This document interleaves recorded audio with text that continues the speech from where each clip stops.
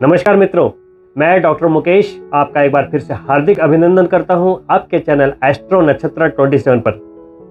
दोस्तों, अभी मैं आपके सामने उपस्थित हुआ हूं धनु राशि के जातकों के लिए अगस्त महीने का भविष्य फल लेकर। धनु राशि देवगुरु बृहस्पति की राशि। दोस्तों, धनु राशि के जातकों के लिए अगस्त का यह महीना मिश्रित परिणाम को, मिले जुले परिणाम को लेकर आया है। कारण क्या है? जहां देवगुरु बृहस्पति आपका पूर्ण रूप से सहयोग कर रहे हैं, वहीं पे आप धनु राशि के जातक पिछले 7.5 वर्षों से शनिदेव की कठिन परीक्षा से गुजर रहे हैं। जी हां, 7.5 से गुजर रहे हैं। आपकी 7.5 लगभग समाप्त हो चुकी थी, लेकिन शनिदेव के वापस 12 जुलाई को वक्री होकर आपके द्वितीय भाव में लौटने के कारण फिर से आप उतरती 7.5 वाले चरण में आ गए। जब शनि चंद्रमा से द्वितीय भाव में गोचर करते हैं, कहते हैं ना कि जो पहले और दूसरे चरण में वो छीन लेते हैं, मान सम्मान, पैसा, जो भी कमी आती है, वो तृतीय चरण में उतरती 7.5 में देते हुए निकल जाते हैं, क्योंकि वो सेकंड हाउस में गोचर करते हुए जाते हैं। लेकिन अभी जो शनि की स्थिति बनी है दोस्तों, वक्री होते हुए वो सेकंड हाउस में है और वहां से देवगुरु बृहस्पति को भी दृष्ट कर रहे हैं। यानी कि देवगुरु बृहस्पति चाह रहे हैं कि आपको ये भी दे दे, ये भी दे दे, ये भी दे दे, लेकिन वो शनि भगवान के दृष्टि में है। मतलब जब तक शनि भगवान का भी अप्रूवल नहीं मिलेगा, देवगुरु बृहस्पति उस चीज को नहीं दे सकते, क्योंकि धन के भाव में स्थिति बनी हुई है। देवगुरु बृहस्पति आपके दशम भाव को, आपके करियर को दृष्ट कर रहे हैं। वो बोले करियर में सफलता दो, प्रमोशन दो, मजबूती दो। लेकिन जब करियर में मजबूती मिलेगी तो पैसा भी तो आएगा।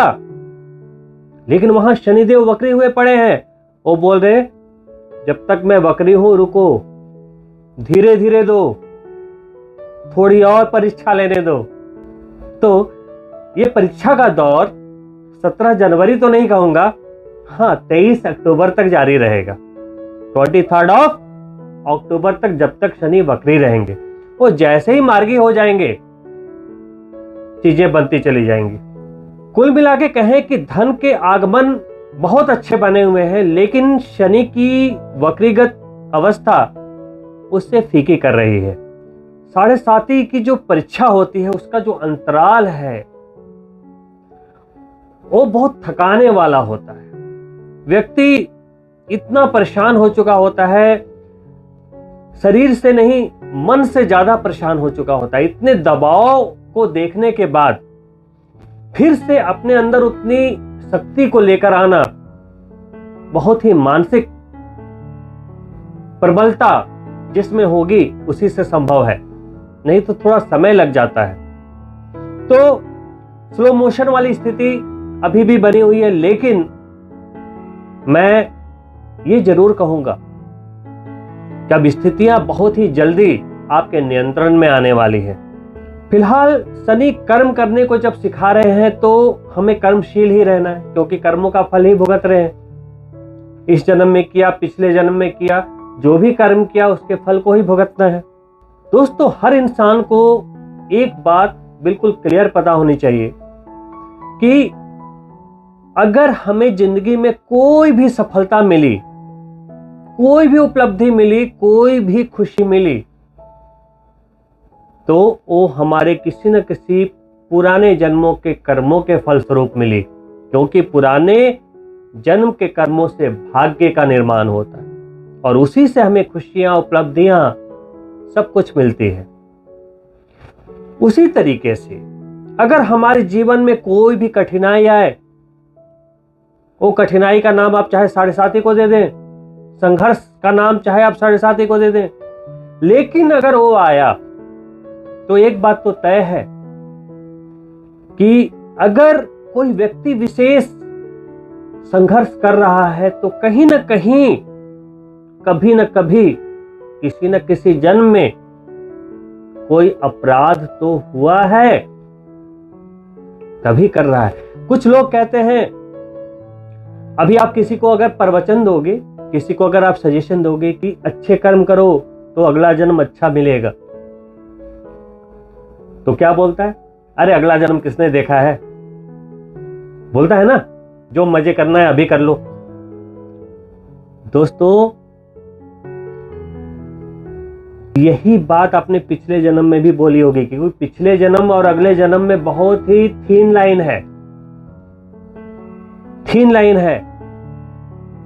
हम प्रतिदिन आंशिक मृत्यु से गुजरते हैं, जिसे आप निद्रा कहते हैं, नींद कहते हैं। वो भी एक आंशिक मृत्यु का ही स्वरूप है। सुबह आंखें खुल गई तो नई जिंदगी, नया जीवन।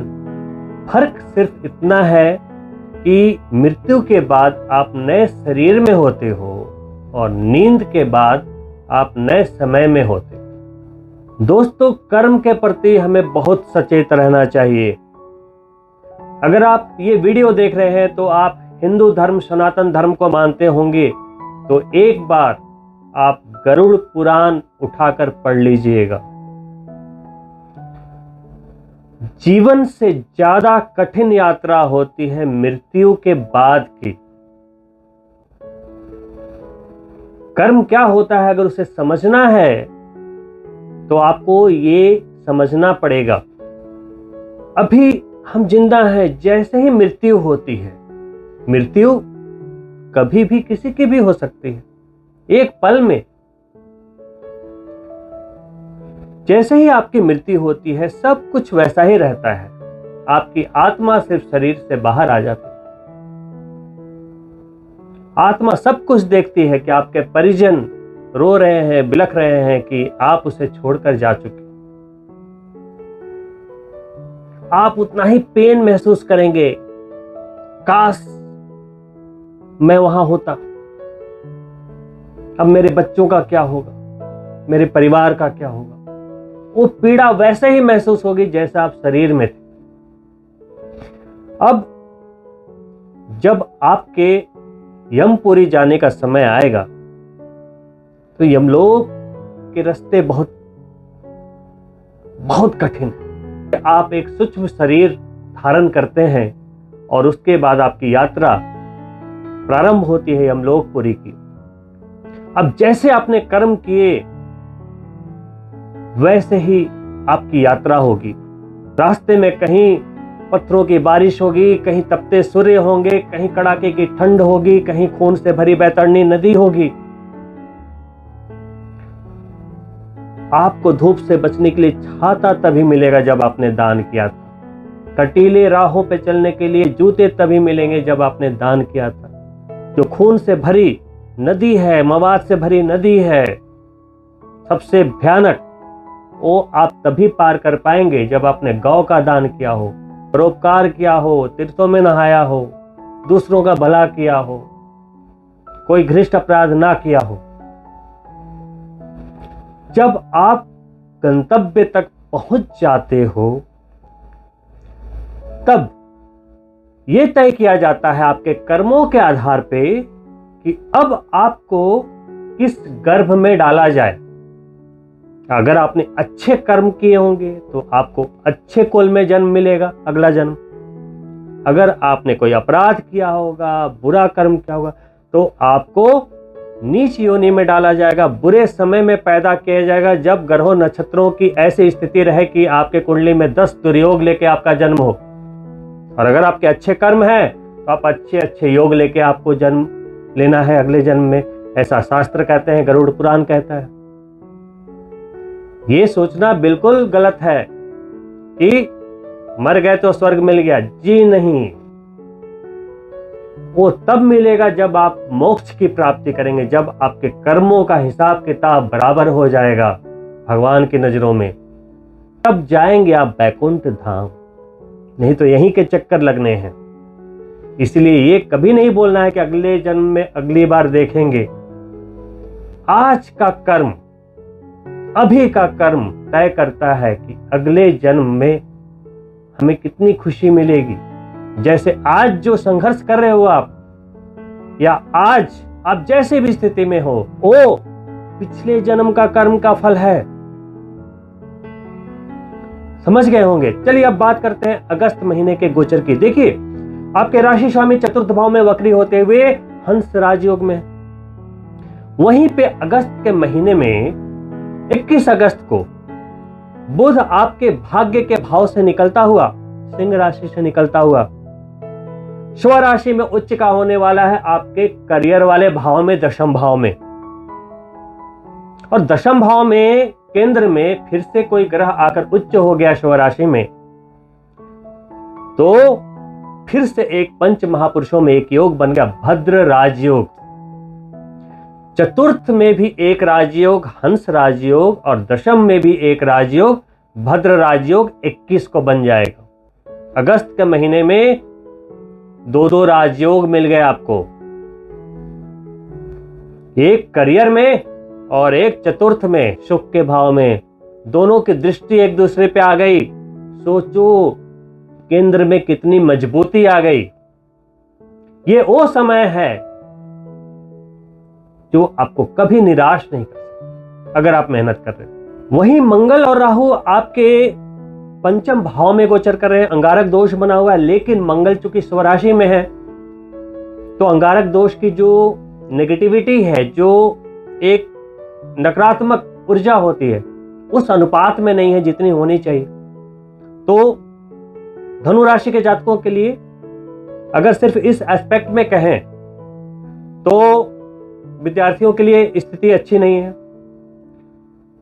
युगल प्रेमियों के लिए, लव बर्ड्स के लिए स्थिति वाद विवाद को जन्म दे सकती है, सनक को जिद को जन्म दे सकती है, जिसमें ब्रेकअप्स वगैरह की संभावना से इनकार नहीं किया जा सकता। 10 अगस्त को मंगल का गोचर होगा छठे भाव में। राहु और मंगल की युति टूट जाएगी, अंगारक दोष समाप्त हो जाएगा। तो मंगल के छठे भाव में आते ही 6-12 का संबंध बनेगा।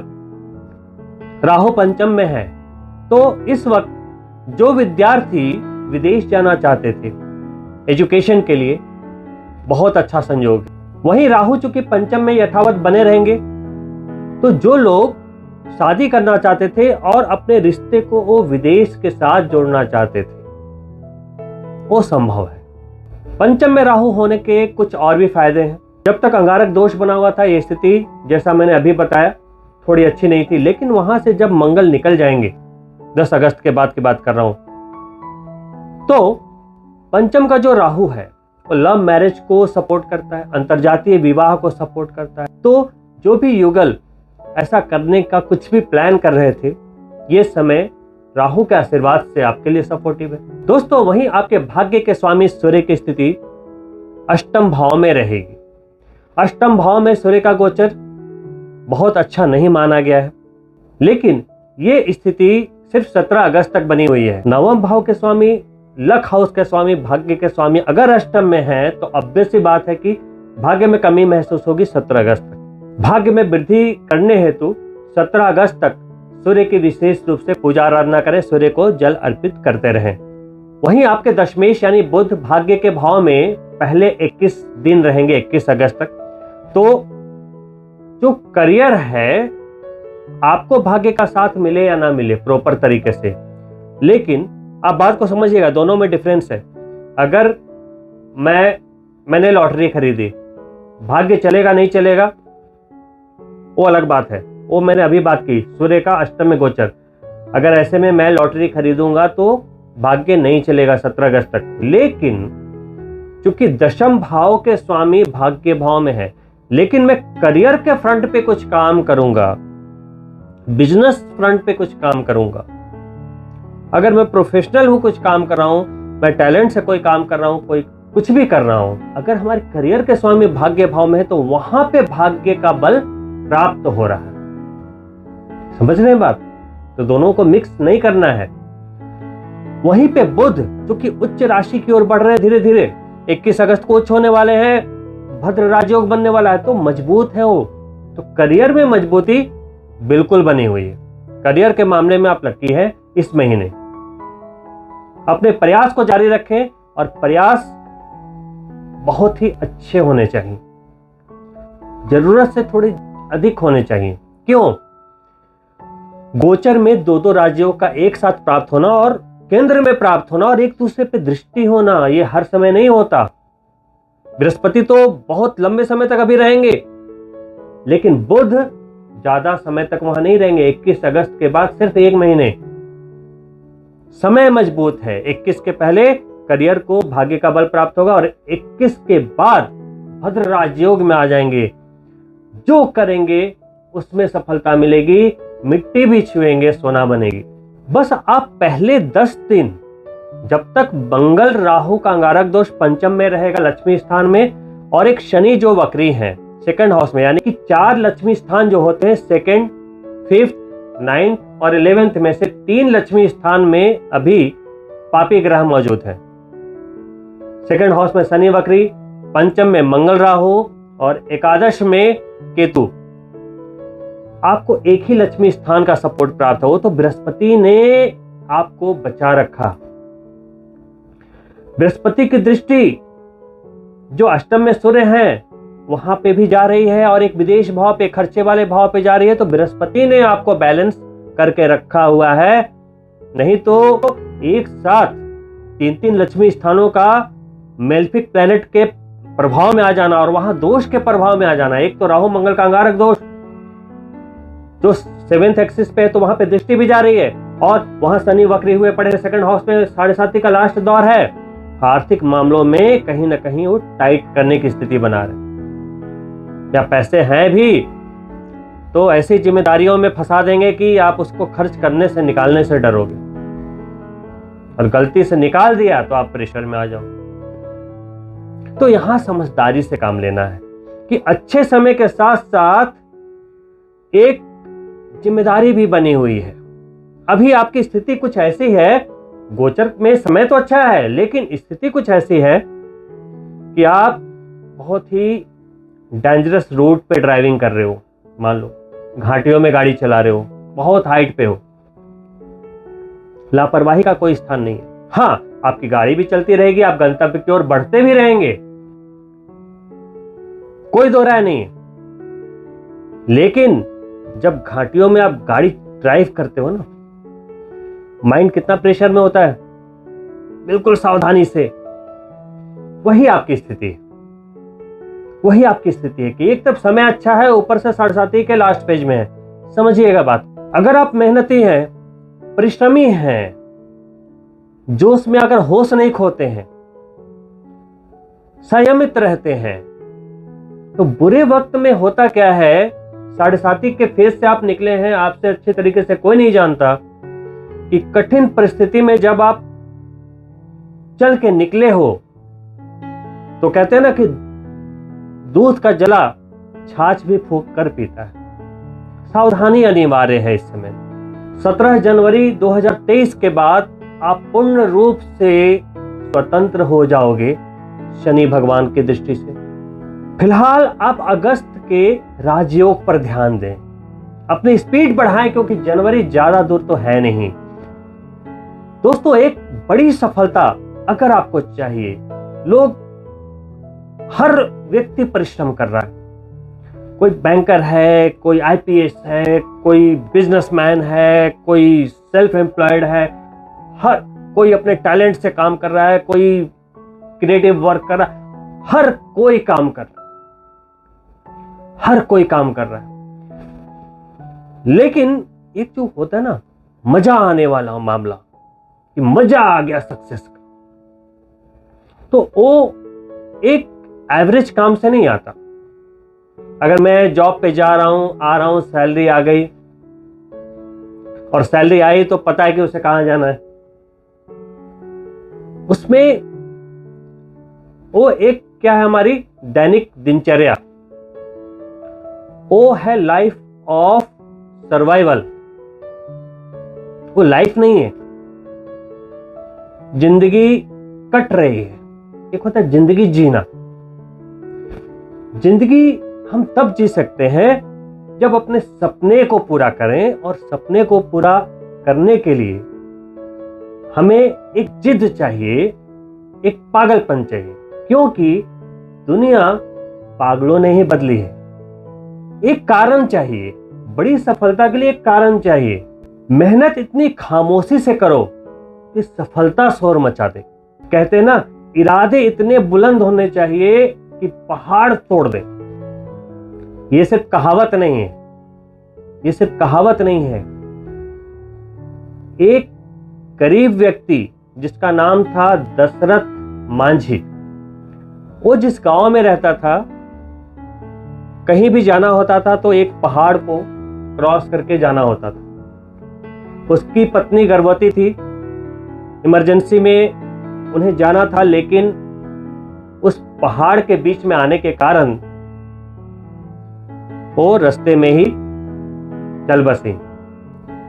इस घटना ने उनके दिल में ऐसी आग लगाई, एक ऐसे कारण को जन्म दिया कि सिर्फ एक छेनी हथौड़ी से अकेले ही, चाहे 22 वर्ष लगे, उन्होंने रास्ता बना दिया पहाड़ को तोड़। ये उनकी मजबूत इच्छा शक्ति से ही संभव हुआ है। तो दोस्तों देखो, एक सफलता और एक बहुत बड़ी सफलता में जो सिर्फ अंतर है वो हमारी इच्छा शक्ति का। ये गोचर तो आते जाते रहेंगे, हम लोग आपका मार्गदर्शन करते रहेंगे, लेकिन लक्ष्य तो आपका होगा। मैं सिर्फ इतना गाइड कर सकता हूं कि आपके जन्म पत्रिका में क्या समस्या है। कभी कभी गोचर इतने अच्छे होते हैं, आपको उसके रिजल्ट्स नहीं मिलते, तो मैं वहां मदद कर सकता हूं। क्योंकि अगर गोचर अच्छे हैं फिर भी रिजल्ट नहीं मिल रहा है, इसका मतलब सिर्फ इतना है कि संबंधित ग्रह, जैसे अभी 2 ग्रह राजयोग बनाएंगे, एक बृहस्पति राजयोग बना रहे हैं और एक बुध बनाने वाले हैं। अब जैसा कि मैंने बताया, आपको इसके शुभ फल मिलने चाहिए, लेकिन अगर आपकी जन्म पत्रिका में बृहस्पति की स्थिति मजबूत है, वो गोचरस्थ है, स्ट्रांग है, तो आपको मिलेगा। बुध की स्थिति मजबूत है तो आपको इस गोचर का फल बिल्कुल पॉजिटिव मिलेगा, लाभ ही लाभ मिलेगा। लेकिन मान लो किसी की लगन पत्रिका में, जन्म पत्रिका में लगन के अनुसार बृहस्पति भी खराब अवस्था में है, किसी दुर्योग में फंसे हैं, बुध भी खराब अवस्था में किसी दुर्योग में फंसा है, राहु के साथ है, केतु के साथ है। अब ऐसी अवस्था में गोचर में सब कुछ बढ़िया होते हुए भी उस जातक को फल नहीं मिल पाएगा। और वो कुंडली में क्यों है दुर्योग में? फिर कर्मा, फिर आपको याद करना पड़ेगा कि क्या कर्म किया। तो उसके लिए रेमेडीज है।